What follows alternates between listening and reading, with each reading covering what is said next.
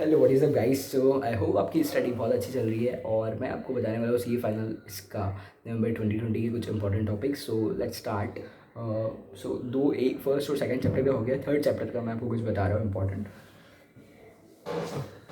ठीक है, उसमें सबसे पहले हम देखें तो इंफॉर्मेशन सिक्योरिटी पॉलिसी में क्या इंपॉर्टेंट कंपोनेंट जो है उसके वो इंपॉर्टेंट है, जिसमें पर्पस आपको पता होना चाहिए। मतलब किसी भी एक अच्छी सिक्योरिटी पॉलिसी में क्या क्या होना चाहिए, तो उसमें ये बताना है कि पर्पस स्कोप होना चाहिए, सिक्योरिटी इंफ्रास्ट्रक्चर होना चाहिए, सिक्योरिटी पॉलिसी डॉक्यूमेंट होना चाहिए, फिर सिक्योरिटी ऑर्गेनाइजेशन स्ट्रक्चर होना चाहिए, क्लासिफिकेशन ऑफ असेट्स होना चाहिए, डिस्क्रिप्शन ऑफ टेक्नोलॉजी होना चाहिए, फिजिकल एनवायरमेंटल सिक्योरिटी होना चाहिए।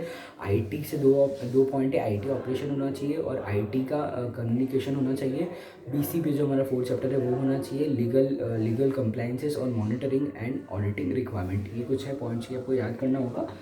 और देखिए इसमें तो ऐसा ही है कि बस आप जितना याद रिटेन कर सकते हो आप करो, और कोई ऑप्शन नहीं है। फिर उसके बाद में हाँ, इशू टू बी एड्रेस, कौन कौन से इशू एड्रेस करना है।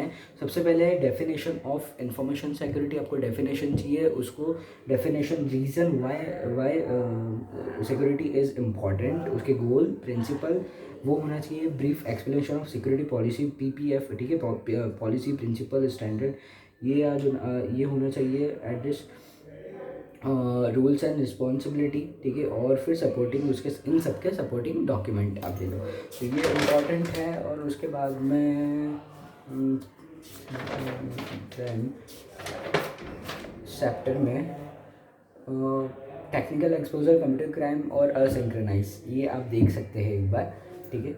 और हाँ, एक्सेस कंट्रोल में से भी इंपॉर्टेंट, लास्ट अटेम्प्ट में ऑपरेटिंग एक्सेस आ गया था तो इस बार उसकी इंपॉर्टेंस मुझे कम लग रहा है। एप्लीकेशन मॉनिटरिंग एक्सेस की बात करें और नेटवर्क एक्सेस भी I think are T P या एम टी में वैसे है, तो ये आई डोंट थिंक कि आना चाहिए। एप्लीकेशन एक्सेस देख लेते हैं, तो एप्लीकेशन एक्सेस में क्या है, information access restriction, information application restriction. Second है sensitive system isolation, event logging, monitoring system, clock synchronisation.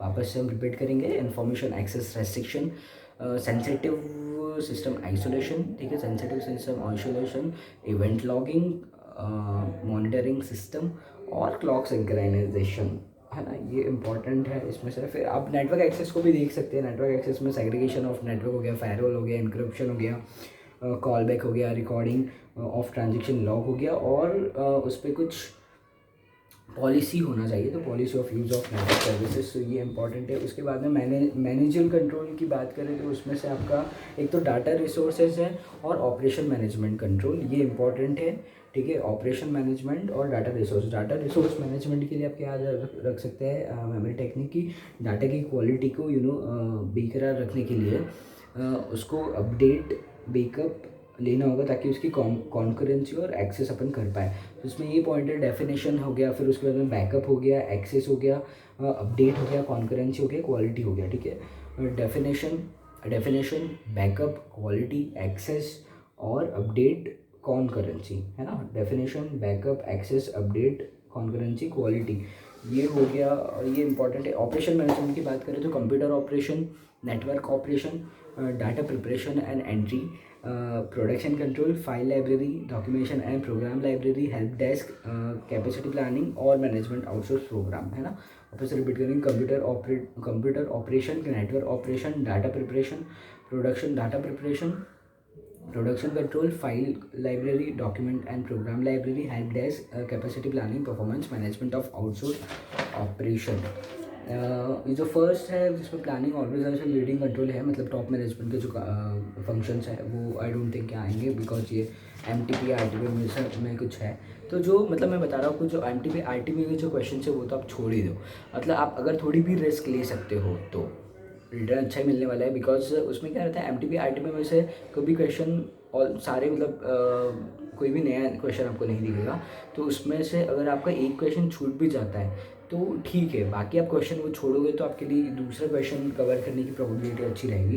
अब एप्लीकेशन कंट्रोल में कौन कौन से कंट्रोल होते हैं, boundary control, input output process, communication और डाटाबेस। तो उसमें कम्युनिकेशन इंपॉर्टेंट रखो, आउटपुट कंट्रोल जो है वो इम्पॉर्टेंट रखो आप, है ना। प्रोसेसिंग और डाटाबेस इसकी मुझे प्रोबेबिलिटी कम लग रही है। आउटपुट कंट्रोल की बात करें तो आउटपुट कंट्रोल में storage and logging off sensitivity information, sensitivity form, spooling, control over printing, retention control, report distribution and collection control, report distribution and collection control. और कम्युनिकेशन कंट्रोल की बात करें तो physical component, line error, flow, फिर link control और topology control और inter channel access और inter networking control ये हमारे होगा इम्पॉर्टेंट। फिर हाँ, data integrity policy is very important. Chapter 3 data integrity policy जो है हमारा, जो 3 प्रिवेंटिव है और बाकी के 3 जो है वो करेक्टिव है। तो उसमें virus signature updating, software testing, division of environmental, quarter end year end backup, disaster recovery और off site backup, this is important. उसके अलावा क्लासिफिकेशन ऑफ इम्पॉर्टेंट भी एज वेल एज इम्पॉर्टेंट है, क्लासिफिकेशन ऑफ इंफॉर्मेशन, जिसमें आपको top secret, highly confidentiality, propriety, internal use और public document, ये आपका हो गया क्लासिफिकेशन ऑफ इंफॉर्मेशन। उसके बाद में अगर आप देखें तो एक तो फाइनेंशियल कंट्रोल में IMABCD, ठीक है, IMABCD for A for authorisation, B for budget, C for cancellation, D for dual control, I for input output verification और safe keeping sequentially numbered document, safe keeping sequential. उसके बाद में personal computer control भी important है। So ये हमारा हो गया चैप्टर नंबर 3।